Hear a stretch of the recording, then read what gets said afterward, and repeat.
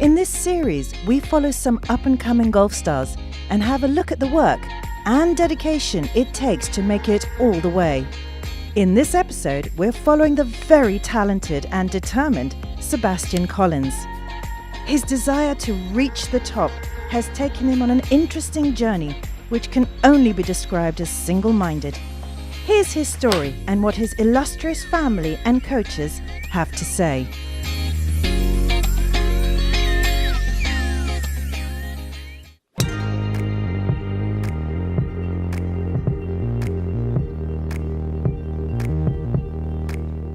Golf is everything to me. It's like a lifestyle. I wake up, the first thing I think about is golf. Everything I do is for golf. When I train in the gym, my main focus isn't to get big and strong, and for all the girls, it's more like becoming a better golf player. When he was 9 years old, he was asking for boarding school to go to Spain to train with the golf academy. And I thought it was ridiculous because in Holland we grow up in a family. You don't leave your house till you're like, well, maybe 18 or so, but not as a 9-year-old. But he kept on going and asking and asking and asking. And he actually had so much willpower that I thought I have to let him go, to let him fall down. But okay, he never fell down because he's still doing it, and now we moved to Spain because of him. Sebastian has some great assets. You know, having worked with tour players myself, obviously the great thing that the great players have is a really good level of consistency. As we know, players don't always have their A game, so he has more levels and more depth to his game. So even when he's not on his full A game, he's still able to go out there and make a score. I think strategically he understands the game, but he also understands where his level's at any given day. So he's able to adapt accordingly, and then obviously he's always got a great short game to rely on, so he's a very complete golfer.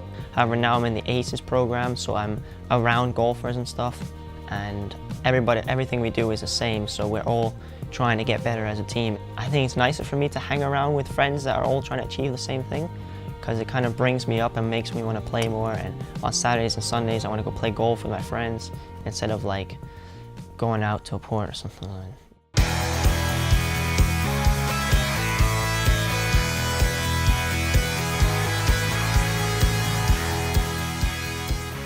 To be honest, I'm more proud about how he takes on the game. You know, whether it was horses or tennis or golf or whatever. It's just that the dedication and the amount of effort he puts into whatever sport he does. That for me is the best part of the situation with Sebastian playing golf, is the effort level. I think it's really important. My family background is very sporty, and it kind of helps me because they can relate to what's happening. I can talk to my mom about what happened when she was young and how she dealt with things. Sometimes when you don't play very well, she can kind of help me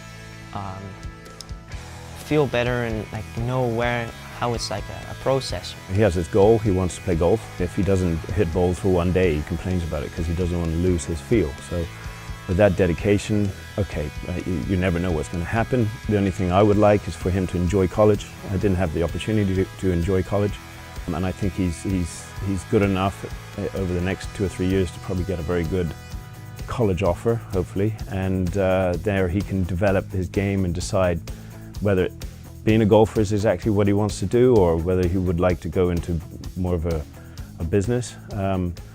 But that is a stepping stone. If he wants to be a golfer, he will be a golfer.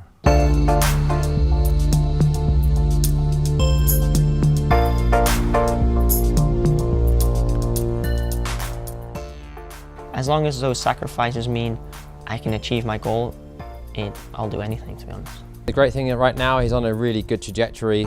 You know, his game is very much trending in the right direction year on year. You've seen consistent improvement. He really understands his game. He understands what he needs to do. So I think any time a player has that great foundation, they have an understanding of how their game works, they'll have the ability to, you know, through all the great experiences of competition that they get, they'll keep learning, they'll keep growing, and therefore they'll keep improving.